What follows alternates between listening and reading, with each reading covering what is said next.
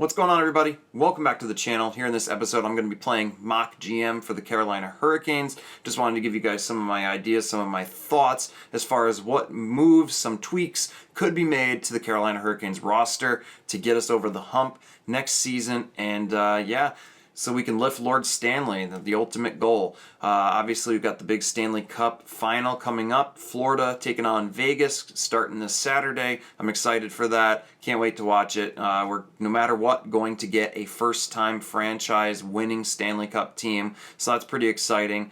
But yeah, guys, let's go ahead and dive into this. As you guys can see, I've got my little thing here up on Cap Friendly, putting together some stuff as far as moves that I would make to keep us within the salary cap. Now, this obviously isn't a complete roster or anything like that, but I wanted to show you guys some of my ideas and some of the thoughts I had for next year's lineup. So, first and foremost, let's talk about the big one.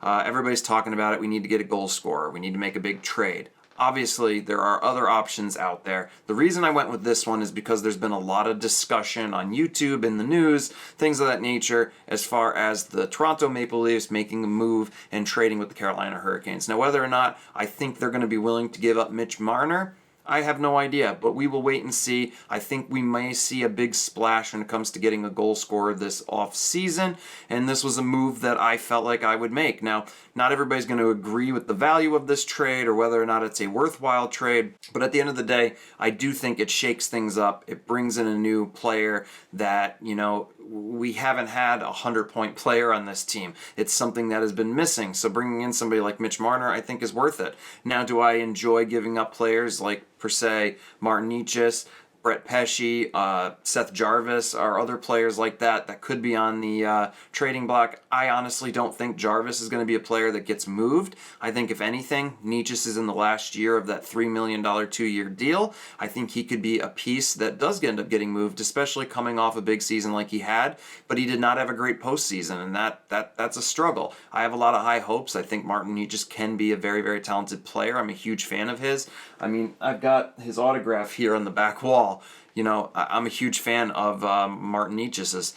So giving him up, I don't want to see it, but at the same time, I think something needs to be shook up. Also, giving up a player like Brett Pesce would suck, but at the same time, I think some changes on the blue line could be in order as well. So as you guys can see, in my trade proposal, I have Martin Necas, Brett Pesce. I think this helps Toronto when it comes to filling some pieces. I think somebody like Martin Necas could play really, really well on their first or second line, and I think he would really thrive with the Toronto Maple Leafs.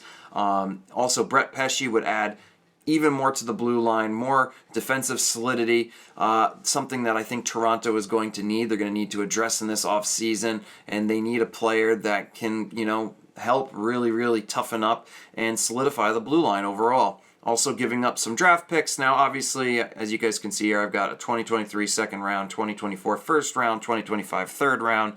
There's talks that it may take 2 first rounds and a second, along with some players, to get a player like Mitch Marner. If that's the case, it is what it is. I think Carolina is going to be more than willing to give up some pieces to really add to this team this offseason.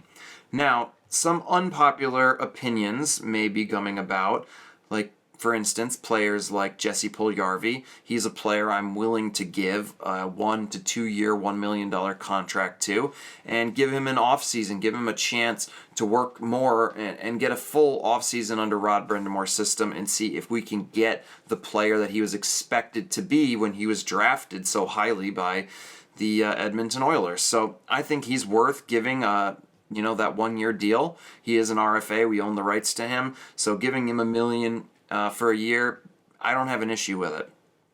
At the same time, we've got Jack Drury, who'll be back on a 1-year RFA. We've got players like Martinook, who still has 1 year left on his deal, as you guys can see here. I also felt like bringing Mackenzie McEachern back. I thought he was fantastic in the playoffs. I thought he was fantastic when it came to the forecheck, this big physical body presence. He was really, really moving out there. I was really impressed with him, and I would like to see him get a chance to play on the fourth line this upcoming season if there's space for him. So that's a signing that I feel pretty comfortable about. At the same time, we've got Jordan Staal, bringing him back on a team-friendly deal. You guys can see I've got him here at a $2.5 million. I think right around $2 to $3 million would be a fair deal. He's coming off of a $6-point-something million deal that ends this season, and I think he does want to come back. I think we will see him back, and I think he should be back ultimately. This guy's been a big part of this organization, this franchise, and I think bringing him back on a bit of a more team-friendly deal, I think he still has a ton of value for this team, but he's not the goal scorer that he was. He's not putting up the points he once was. So having him play in third, fourth line minutes and be that guy that can really work on the forecheck just like he has been the last few years, as long as we can bring him back under $3 million, I think we ought to do that. At the same time, a player like Teuvo Teravainen, I wouldn't be surprised if we end up moving him. He could be a player that moves at the trade deadline. He does have a no move or a no trade clause in his contract, so whether or not we'll be able to get him moved is a big question. He's coming off of a pretty down year. Apologize, guys. We got the fire department cruising on by, so if you guys hear that, that is what that is. But yeah, Teuvo, I would like to see him have a bounce back year, maybe give him a chance next year. I could also see him as a player that gets moved this offseason, but since he had such a down year, is the value there to really let a player like him go this offseason? So that's where my question marks is. So putting him on like a third line with Staal, Neeson, you got Drury, Martinuk, Puljujarvi, I'm very, very confident in that third and fourth line, no matter how you shuffle that about. Now, our top two lines. Well, another one that may not be super popular, Max Pacioretty. If the man is willing to come back at a discount rate, I believe he was making $6 million this past season. If we could give him a show-me contract, something around $2-3 million, I would say probably $3 million would be a bit fairer based on the talent that he can bring to a team. I'd say we give it another shot. Worst case scenario, we give him the $3 million, he gets injured in the offseason or early on. That frees up money, put him on long-term IR. We can go out there and make another move. But I do think there is still a worthwhile risk of going after Max Pacioretty and potentially locking him in at $3 million. Now, he will be a UFA, so whether or not he wants to re-sign with the team will be in question. I do know when he got here, he really wanted to get some sort of deal struck up, at least for the foreseeable 3-4 years. That was something that he was really big on him. He did not want to move around anymore. So I think if Don Waddell is willing to do it, and Max is willing to take a bit less money this upcoming year, I think we could see Max Pacioretty on a 1-year show-me kind of deal. Now, obviously, we've got KK locked in at 7 years. I really like the growth we saw out of him this year. I was really hard on him at the beginning of this season, but down the stretch, I really felt like we saw him really grow into that spot, and I think he will eventually, and especially if he takes another step this upcoming season, solidify that second-line center position. Now, obviously, we've still got Seth Jarvis here on a 1-year RFA left. So discount for a player like Jarvis. I think in his third season, we're going to see him take another step up, and I'm excited to see that. And then we would have our top line. We would have Sebastian Aho on a 1-year UFA. That is a deal that is going to have to get worked out this summer. Whether or not Sebastian Aho is going to be here for the next 8 years, I know Don Waddell said that was at the top of his list of deals to get done this offseason. So I'm really hopeful we see Aho back on an 8-year deal. I still think the way he plays as far as a two-way center is extremely worthwhile to this team, and I ultimately do think that next year the C should be slapped on his chest, and I think Sebastian Aho should be the captain, and this should be his team moving forward. I'm really big on that. And then obviously we've got Svechnikov, and we've got our newly acquired Mitchell Marner. I think a scary top line when you've got players like Aho, Marner, Svechnikov. You could also slide Pacioretty up there if you wanted to move a player like Svechnikov to the second line. I do know in the past, they've kind of slid things around. They've moved Svechnikov up there. They've sometimes slid Teuvo into the top line. But, a line of Pacioretty, Aho, Marner would be phenomenal. Svechnikov, Kotkaniemi, Jarvis would be just fantastic. And if Teuvo really proves himself, he could slot in there as well. He could move some pieces around. But overall, those are some of my thoughts. Now let's go ahead and take a look at the blue line. We've obviously got Slavin back. He still has 2 years left on his deal. Burns with another year left on his deal. And we've got Shane Gostisbehere. Now, as you guys can see here, we've got about $3.5 million left on the salary cap. So whether or not this is a deal that can or can't be made, with us trading away Brett Pesce, I would love to give GhostInsIdex a 4-year, $6 million deal. Maybe he'll take $5 million to stay here. I know that his services are probably going to be big in this UFA, so whether or not he's a player we can lock in, I'm not 100% expecting him to be back. But if I was the GM and I could do it, I would totally lock him in, bring him back, pair him up there with Brady Shea potentially, and have him continue to run our second power play unit. And then on the third pairing, we still have Jalen Chatfield, 1 year left on his UFA. And I went out and signed Mark Stahl. He's going to be a UFA this offseason.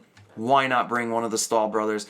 Give us another Stahl brother and solidify the third line defense. Obviously, that third defensive pairing is going to be big. We've got Chatfield locked in for another year. Who is going to play beside him? It's going to be a big question. Is a player like Pesce going to get moved? Is a player like GhostInsIdex going to be back? Is a player like Brady Shea going to get potentially moved? He had a huge season. Did not do as much in the playoffs, but you know what? I would love to see Shea back, and if I was going to move a defenseman, it would be Brett Pesce at the end of the day. Now, let's go ahead and take a look at the goaltenders.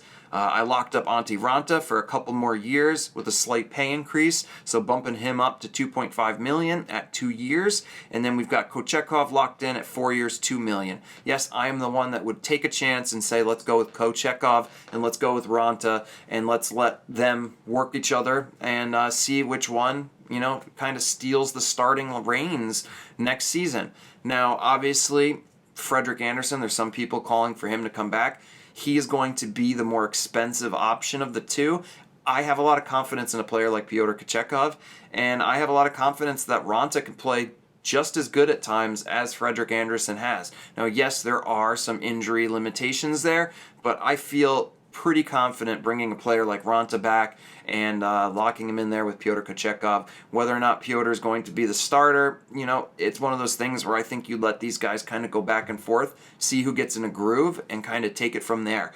But I believe that you bring Ranta back with a slight pay bump, let him have a chance to be a starter with us, and slot Kochetkov in there, give him his chance to shine in the NHL.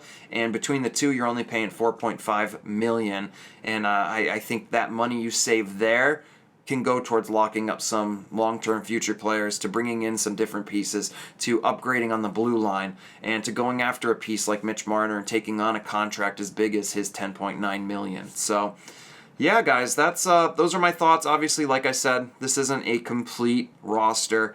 We also still have players like McEachern, which, like I told you guys, I would lock in and bring back. Ryan Suzuki, who's still an RFA. Jamison Reese. I know there are a lot of fans calling for Reese, especially, to get an opportunity on the fourth line next year. A player like Ryan Suzuki, is he going to be somebody that's going to be moved in a trade potentially to bring in some new pieces?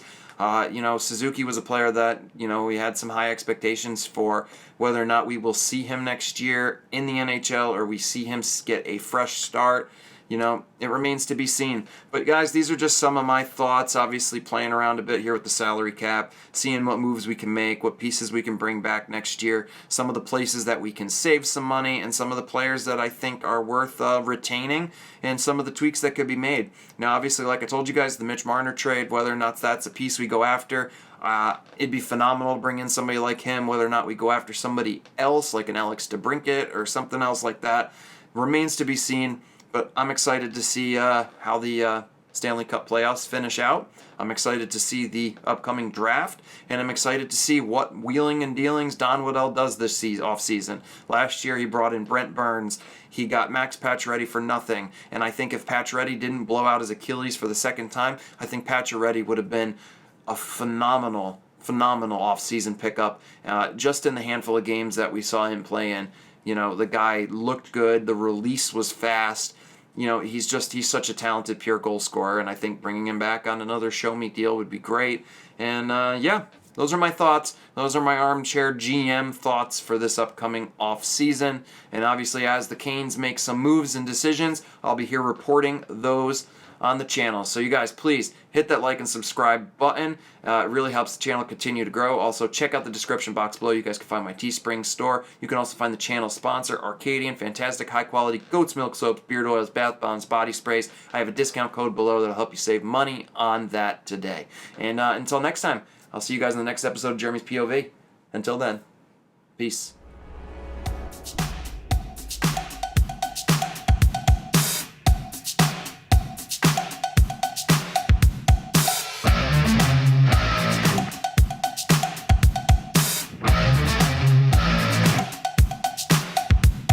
Not on a mission, let me tell you my position.